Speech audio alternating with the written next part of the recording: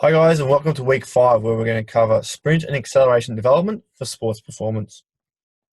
So the main things I want to go over today, guys, and I will suggest that you might want to watch this in 5-minute bursts or as we cover off each topic, as there is a fair bit to go to, and it's quite resource heavy, so this will be a really good reference point to go back to. So first, we're going to cover why speed matters and what is speed. We're going to define speed and acceleration and the variations between the two. We're going to look at how we assess speed and acceleration in a performance setting. We're going to break down the technical key performance indicators that we look at those two elements.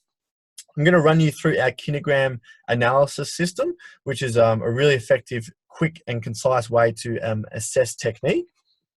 We're going to go into a quick covering of our training theory for both speed and acceleration qualities, and then a quick overview of how we look at programming these qualities. So what is speed, guys? I've got 3 images here that are all slightly different. I'm going to go through how I sort of conceptualize what speed is. So on the left, we have the picture of Usain Bolt running at top speed all by himself. And it's a really good combination. We can see that he's moving quite gracefully and elegantly. His separation, his limbs, he looks what we would perceive as fast. And we associate that movement as a fast movement. And with that, he's got this big, muscular, powerful physique. So it's just a great combination of balance and rhythm and flow. And then he's also got this incredible muscular power behind him. And that's really what we're looking at. We're looking at, you can see the cheetah there is quite elegant and lean and fast and smooth and rhythmic in its motion as it pounces on its prey. And then there's the F1, which is a brute engine full of power designed for speed. What we're trying to develop is both of those elements. We're trying to build this big, powerful engine for our athletes to produce for us, and we're hoping they can perform that in a rhythmical, flowing, smooth, elegant way. Now, why do we need speed? Well, speed is one of those qualities that probably really differentiates athletes in different sports. It's usually the moments where games and competitions, races are won and lost, is a difference in speed between opponents. So on the left, we've got Robert Murphy. He's trying to evade a tackle, and he's also being tackled at the same time. So both the defender and the attacker are both demanding speed as a performance measure here. So we need to make sure if we're playing a contact or field-based sport, our athletes have the ability to evade or perform defensive and offensive pressure acts. So it's really important in those field-based sports that line-breaking speed and absolute speed are really important qualities. In the middle, we've got Gal Monfils, who's reaching for the ball, potentially trying to save even a match point. It's his quickness and it's his ability to move from A to B in a fast motion, which is incredibly important in the context of his sport. Now, his form of speed is a little bit different. It might be more acceleration or first step quickness, or even our multi-directional speed, which we'll get into next week. But it's a really integral part. It's the difference between him making that point or not making that point. And in the final, we've got Alison Phoenix just being edged out by the Bahamian athlete in a diving attempt. And this is probably the most purest form of speed in the 400 meters, where they're absolutely just going for it. And it's a quantitative measure of who is a faster athlete. So developing speed in these athletes is essentially what their sport is about. So 3 different examples, 3 different ways, but essentially you can apply speed to nearly any sport that involves ground-based movement. So to categorize the components of speed, we have our linear speed and our multi-directional speed. Now the linear speed is what we're going to cover today, and that's categorically going to be acceleration and absolute speed. So we're going to start to differentiate between those 2 terms. And then next week, we're going to cover off our multi-directional speed, which taps into acceleration and deceleration qualities in a change of direction environment, and also the types of change of direction that take place. So we won't worry about that today. We're going to focus on the acceleration and the absolute speed. So acceleration refers to a change in the rate of motion, speed, or action. It generally occurs during the first 15 meters of movement, but it can contribute up to the first 30 meters of movement. We'll talk about this in the running continuum on the next slide. Acceleration is also a change in speed. So you can be jogging or moving at speed, and it's that change of speed which influences your acceleration or overall speed. So acceleration has a multitude of effects there. Now, it's largely influenced by the athlete's ability to apply maximal force into the ground. So unlike absolute speed, which probably has a more technical focus, athletes can see rapid improvements in acceleration from a maximal strength increase and a relative increase in body weight. Now, skill is a huge part of it as well, but you will generally see a nice improvement from developing the strength and power qualities of these athletes. So the speed continuum. So essentially we're breaking it down to three categories. And the first one is the acceleration phase, which is from 0 to 15 meters. Then we have the transitional phase, which is about 15 to 30 meters. And our absolute phase is sort of 30 meters plus. Now this applies more to Australian-based sports where our exposure to field soccer, AFL, rugby is a little bit longer. When you're looking at basketball, netball, some of those court-based sports, you're going to get smaller to what the picture suggests at the bottom, with more than 0 to 10 yards, 10 to 20 yards, and then 20 to 40 yards. Essentially, that continuum adjusts over the space you have to accelerate. So a longer space to accelerate means you can achieve a higher speed, meaning you're going to go and transition to that continuum longer. Those on smaller fields are basically going to have to reduce that. So you're going to have to get into an upright position more often. So let's go into the positions now. So essentially we have three categories we want to look at. We want to look at the posture, the leg action, and the arm action. So in the acceleration phase, we're looking for a forward lean in the posture, and we're looking for that a head to a heel straight line. So they're leaning on about a 45-degree angle, and their head is in the same line as their heel. Their leg and their knee drive is piston-like, and their arm action should mimic that of the leg. So it's going to be quite aggressive driving. During the transition phase, we start to bring the upper body up, and it starts to rise like an aeroplane taking off. The leg and knee drive starts to transition from a piston to more of a cyclical action or more of a circular action. And we're still looking for a linear action with the arms. And what we're looking for is we're looking for the thumb to pass the cheek on the chin, and then also to the cheek buttock below. So it's getting a nice cross of extension through the arms there. During the absolute phase, we're now upright. The hips and the head should be in a nice straight line as the legs perform a cyclical action underneath. The same position we want to maintain from the arms that we've achieved in the linear phase. We're now just in a more upright position. So it's just a smooth aeroplane transition from 0 to 30, and in some cases longer or shorter. So KPIs that we're looking for in acceleration. So we're looking for a piston-like leg action. So what I mean by that is that the legs are driving up and down like the pistons on a car engine. We're looking for a positive shin angle. So that refers to the shin leaning forward. So if the shin is vertical, that would be a neutral angle. If the shin is behind that, in a sort of plantar flex position behind the body, that will be a negative. And then we're looking for a positive where the shin angle is leaning forward. The overall line of the body, we want to see that straight line from the head to the heel. So we see the head, shoulder, hips, knee, and ankle all in a relatively straight line on that 45-degree lean forward. We want to see the ankles dorsiflex, so we want to maintain that tension through the Achilles complex and keep that joint nice and strong. And we want those arms to move from cheek to cheek, like I mentioned earlier. Now, absolute speed is also known as max velocity or top speed, is essentially what an individual can achieve at maximum effort. So what is the top speed they can achieve at maximum effort?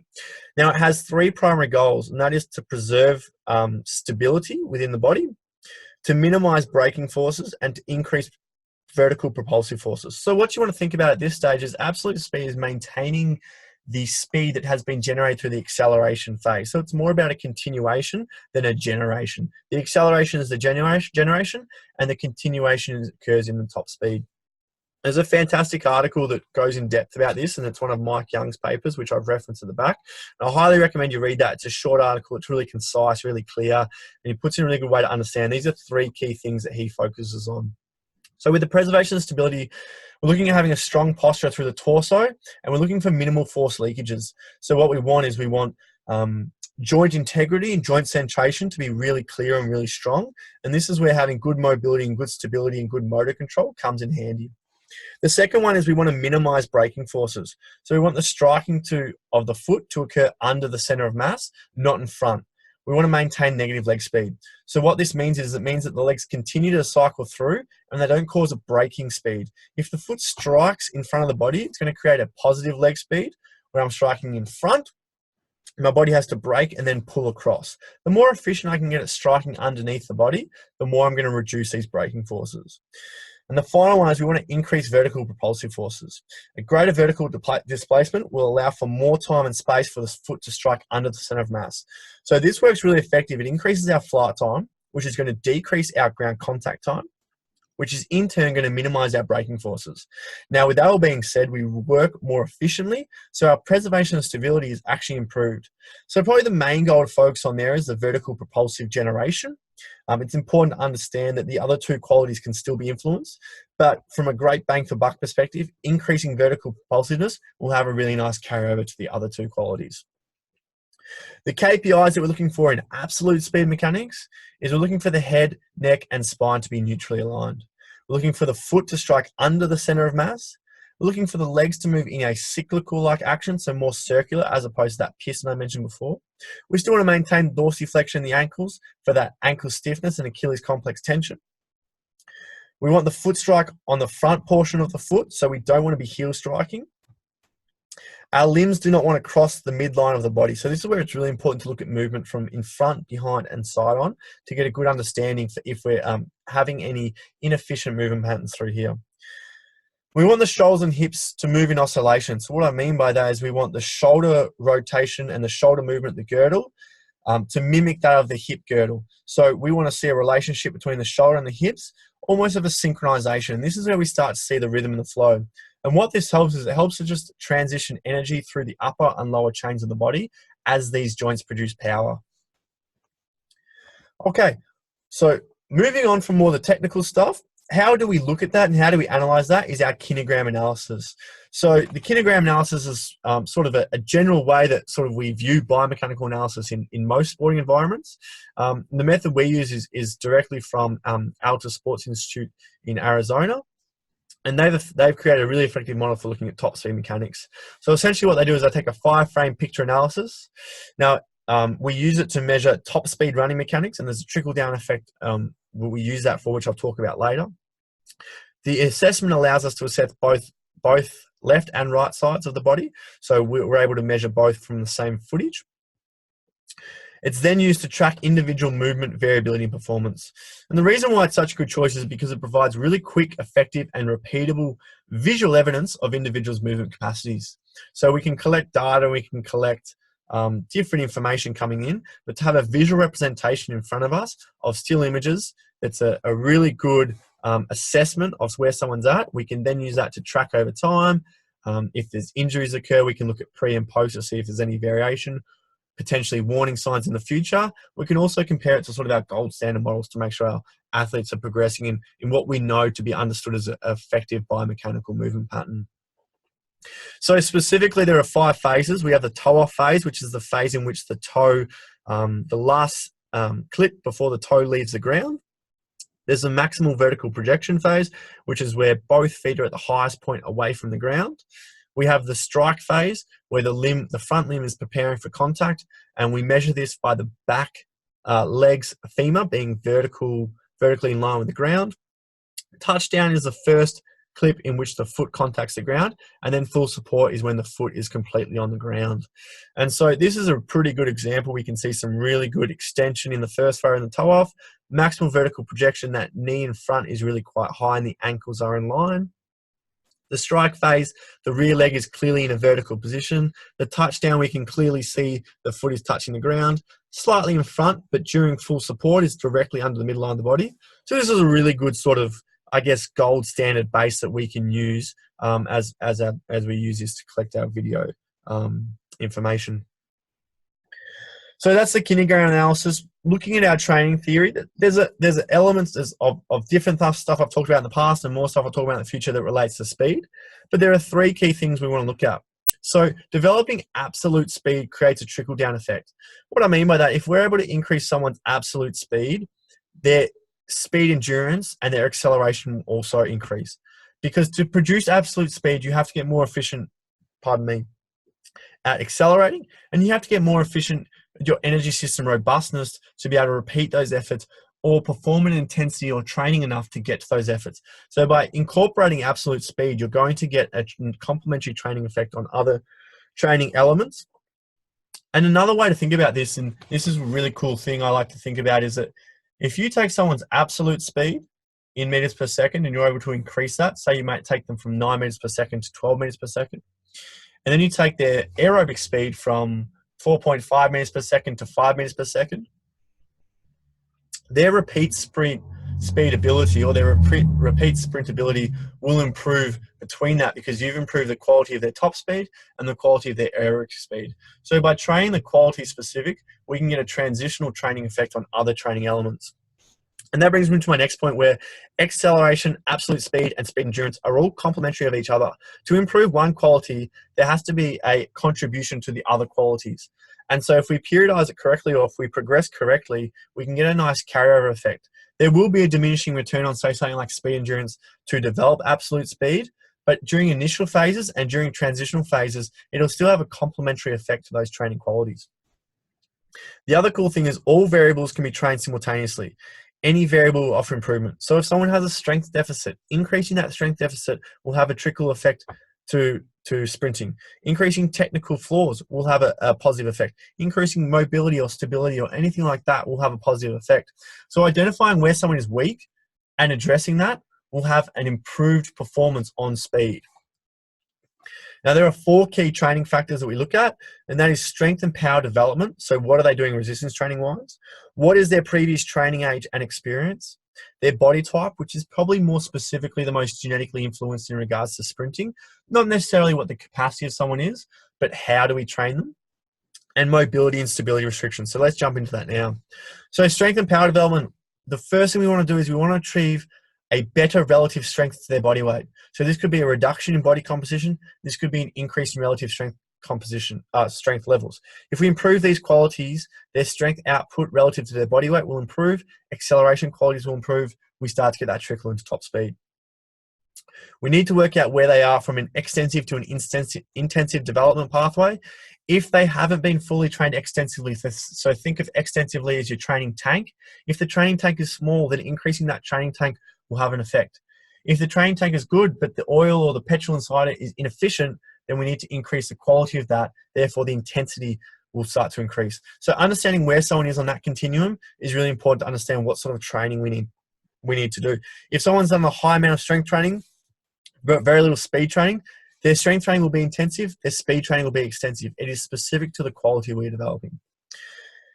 Exposure to speed-specific development can also have an influence. So while sprinting itself is specific, we can improve rate of force development, which is a key component of speed. We can improve special strength, which might have key coordinative relationships to speed. So exposing athletes to this after their general preparation phase can have some further benefits. The key is just to not expose them to that stuff whilst the general preparation stuff is still having a benefit. We don't want to use high adaptive responses if our low adaptive responses are still doing the dosage. It's the same way if a small prescription medicine is working for someone, there's no need to give them a high prescription. Yes, we know the high prescription will probably have an effect, but if the small is having an effect, there's no need. There's not necessarily an increased role of effect.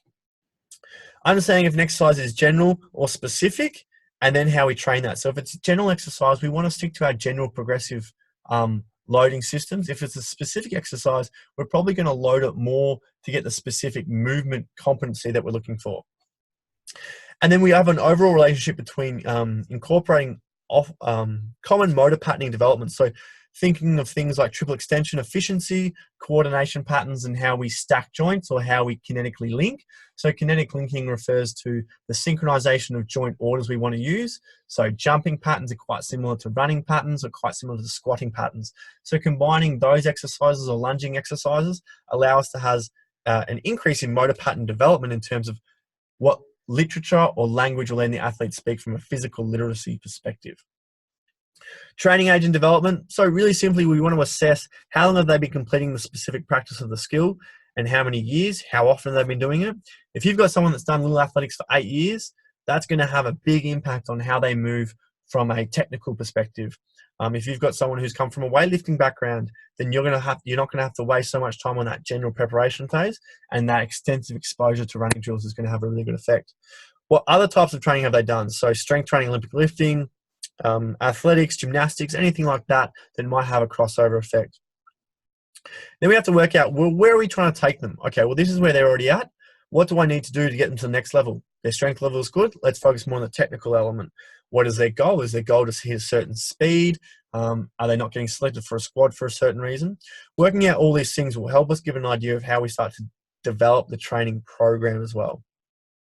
Body types. Now, this is a really interesting one. I don't want this to be too confusing. There's really 2 types of body types that we look for. There are multiple physiological considerations. So the key here is not get too hung up on it. Some of it is what it is. But then how we deal with that and how we change our environment to suit that is a different element. So there's fiber type profile difference. You're going to have athletes that are more slow twitch dominant. You're going to have athletes that are more fast twitch dominant. Just because someone is slow twitch dominant doesn't mean you don't do speed work. Just because someone is slow doesn't mean they won't benefit from an athlete from being slightly less slower. Okay, even slow athletes need to be faster. It just doesn't mean they're going to be the fastest. And same thing with the fastest type of athletes. You have to be really smart with how you train them in the other sense. So they might get gassed out from volume work, so they might not need it. Generally, they'll have a bigger physique. So understanding these elements are just important things to be aware of more so than trying to influence. But as I said, everyone can develop from speed. You can start to profile these athletes pretty quickly for some basic jumping tests. So looking at non-counter movement versus counter movement jumps. You can do it more from neural profiling using velocity-based training. You start to work out with your athletes pretty quickly how they respond to training. Those that don't need much rest and are able to perform the same intensity repeatedly are going to be more of your slow twitch athletes. And then vice versa, those guys that really can hit a high number and have high relative strength but gas out quickly are going to be more of your fast twitch guys. We then have pushers and pullers, and this is more of a motor element thing but can be generally brought on by fiber types or physical structures. So on the left we have Michael Johnson, who was a big muscular based athlete, and then we have Andre de Grasse on the right, which is a very fascial based athlete. So he's very springy and elastic. He's naturally going to be more of a puller, whereas Ben Johnson is going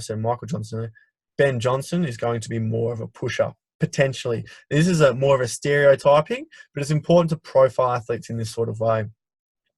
The environment's going to be really important as well. So, you know, if we have sort of a wound up fast twitch guy in a slow lackadaisy environment, we need to make sure that generally their personality type is going to be quite up and about. Loud music, lots of G'ing up and stuff might be relevant to them. Now, these are just more profiling, so these aren't, you know, categorical things, but they're important things to consider when you're understanding sort of physical types and personalities. The final one, guys, is our mobility and stability profile. So stability we're trying to reduce or we're trying to create reductions in force leakage. So wherever there's a stability leak, we're going to be leaking force production. This generally occurs through the torso, but can also happen in different joints. And in mobilities, we're looking to increase range of motion. So the joint by joint approach, which is the picture I've got on the right, essentially suggests that each stability joint is followed by a mobility joint. So what the body requires is it requires stability in one joint, but then the next joint up the chain requires mobility for movement.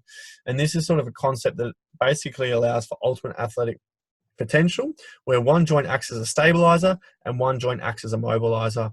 And a key thing to do is to understand, well, what joints are mobilizing joints and what joints are stability joints. Obviously, mobility joints will still require stability at certain times, but it's usually the role of the joint above it and below it to provide that form of stability. Mobility in sprinting or acceleration will allow for greater stride length, whereas stability will allow for more efficient force production and maintenance.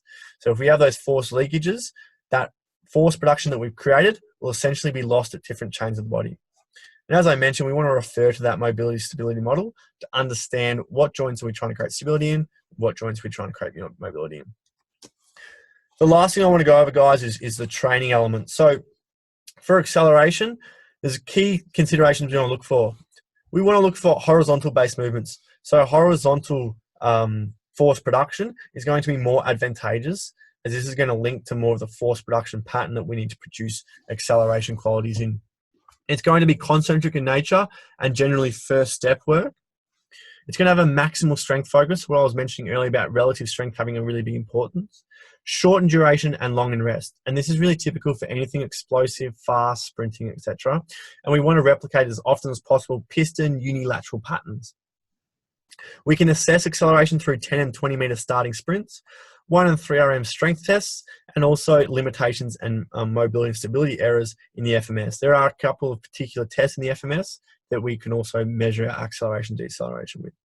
In terms of training tools, for skill development or technical development, you're going to be looking at body weight, wall drills, sleds, bands, cords, chutes, anything that can manipulate the running position. And then when we're looking at developing strength, we're going to be looking at cleans, deadlifts, step-ups, and different lunge variations. We're performing unilateral pushing movements. So looking at absolute speed, we're looking at vertical-based movements. We're looking at elastically dominant movements. We're looking at having a speed focus, and we can have to have zero fatigue. Any fatigue that's accumulated, when we're doing speed work, we always need to be faster than we were previously. So if fatigue is accumulated, the ability to move faster simply will not occur. When we're assessing these, we're looking at flying 10s, so having a start build-up time, capturing a 10-meter or a 5-meter segment, and then having a 40 to 60-meter, or we could follow that with a 40 to 60-meter sprint. The FMS, again, has some relationship in terms of the mobility and stability profile we're looking at, and then reactive jump tests like pogos, hops, depth jumps, etc., which are giving us elastic profiles in athletes, all allow us to assess these qualities. In terms of skills, we're looking at dribble drills, wickets, hurdles, vertical jumps, bounds, skipping, a lot more of that plyometric stuff. The strength stuff, we're looking more at squats, pardon me, so more of the vertical-based movements. We can still use cleans, step-ups, but we start to move to more of explosive step-ups, so even performing step-ups over 2 or 3 steps, and Bulgarian split squats where we're getting deep range of motion and pairing that with explosive stuff as well. Generally, the absolute speed stuff is more elastic, plyometric-based, and the acceleration stuff is more strength-force-based. They're really important things to understand. So lastly, guys, let's have a look at how we put this into a weekly schedule. Firstly, whenever we're doing any planning, we need to eliminate the uncontrollables first. So there are sort of a few key questions we want to ask ourselves. What is it that we need to work on? So what is the athlete's weakness? How much time do we have? So do we have access to them twice a week, 4 times a week, 5 times a week? What time of year is it? Is it off-season, in-season, pre-season? What is the athlete's restrictions? Can they only train in mornings or nights? Can they train twice a day? Does their parent watch them train? Little things like that can have a really big difference to how you're able to train the athlete. How much and how well does this athlete respond to different stimuli? So those that would take a long time to respond to speed, your frequency of introducing it might have to be more. Whereas if some adapt to energy system development or strength development really well, then that might become a lesser focus of the program. So this is just a basic model of sort of planning or progression. It works really well in terms of a potentiation effect. So on the Monday, there's acceleration coupled with max strength training. The Tuesday would be either skills day and an energy system, so just changing the effects from neural strength and neural development to more central fatigue through the heart rate system. Wednesday would go to max speed and power, so we get that potentiation from the max strength and the acceleration on the Monday. Thursday would be either a rest or skills and energy system development again if needed. Friday could be anything, so it could be in some cases maybe multi-directional speed or a top-up of something else. And then the same thing for Saturday, with Sunday being a full rest. Variations to that can change completely as required. In a perfect world, working with a general athlete who sort of needs to cover all bases, that would be a nice way to go. Some key things to understand is the progression. So what are you moving into next? How is the week whole shaped up? How are you going to recover from this session? And how are you going to train the next quality without the fatigue? And lastly, looking at it in a season model. So we've got our off, pre, in, and finals phases. We've got our types. So off-season is going to be our general prep. Pre-season is going to be a combination of general prep and specific prep, depending on how long they've trained. So their training age. In-season will remain specific prep, and finals will be a taper. In terms of our intensity and volume, off-season is going to be a work capacity phase where we're looking at extensive work, low intensity, commonly transition into low intensity to moderate intensity, maintaining a high intensity, low load or low volume in season, and then completing maintenance in finals. What does that look like from an exercise conceptualization? Off season, we're going to be looking at eccentric, isometric, concentric jumps, wall drills, low speed sprint drills, and then our multi-directional stuff will be wall drills and closed shuffles. Again, we don't have to worry about that too much. But essentially, all these drills are going to be more learning-based drills, more educational-based drills, low intensity, high volume, repeatable, giving them the opportunity to learn the movements. The pre-season phase, we're looking at more sprint starts, sled sprints, low-level reactive jumps, so starting to progress some of the plyometric stuff and move into a more of a general to specific. So not specific in the nature of how they move in season, but specific in terms of developing the quality. And then in season, it's going to be an intensive-based plyometrics, flying starts, sprint starts, and also a focus on specific environmental starts. So chasing down a ball, chasing a tackler, evading someone, anything like that's going to come into play. Finals will be the same in season, just a reduction in volume. No, there's one really key thing I want to finish on, and that's when we're ever looking at periodization models or progression or planning or training plans or anything like that, it's important to understand if the quality isn't fully developed from a general preparatory phase, we continue to do that all year round until the adaptation has had a diminishing effect. Periodization will be completely irrelevant if the body hasn't fully adapted to the general stimuli. So what I mean by that, if someone is still getting faster from general squats, general running drills, general training, increasing mobility and stability, there is no need to move beyond that. It'll just be a manipulation of the intensity and the volumes that you use in season to allow them to perform their game fresh. But to sacrifice the general development of a quality to make it specific just for the sake of being in season is a complete waste of time. So the art with that is understanding with the development of an athlete, are they working generally or do they need specific adaptation? If they're working generally, you just need to manage the intensity and the volume. If they are not getting any adaptation from the general qualities, then it's time to move specific, and that's when we have to start getting a bit fancier. But please understand that it's a really important thing to understand, and it will help you go a long way with continuing to develop your athletes to a maximal potential. So guys, finally, some resources. These are probably the 4 people that have helped influence me most on this topic. Charlie Francis is a Canadian sprints coach. He's no longer with us. He's a fantastic resource online, and he's got a terrific ebook series, famous for training Ben Johnson, and he's trained a whole heap of other world champions over the 100, 200 meter sprints. Dan Paff's probably the most common and famous guy at the moment. He's the head of Altus, the brains behind it. It's got over 50 years of coaching experience, a personal mentor of mine, really fantastic educator, and has really helped conceptualize a lot of my thoughts and philosophies. Derek Hansen's another Canadian coach who worked under Charlie Francis. He's got sprintcoach.com. Again, another fantastic resource. Puts out really good snippets and stuff on social media and stuff. And Mike Young runs Athletic Lab in the States. He's a PhD in sprint mechanics, phenomenally simplistic guy, and I find really good crossover with his content. He's got that paper that talks about the 3 key elements of top speed, which is just fantastic. To be honest, it's probably one of the best papers I've read.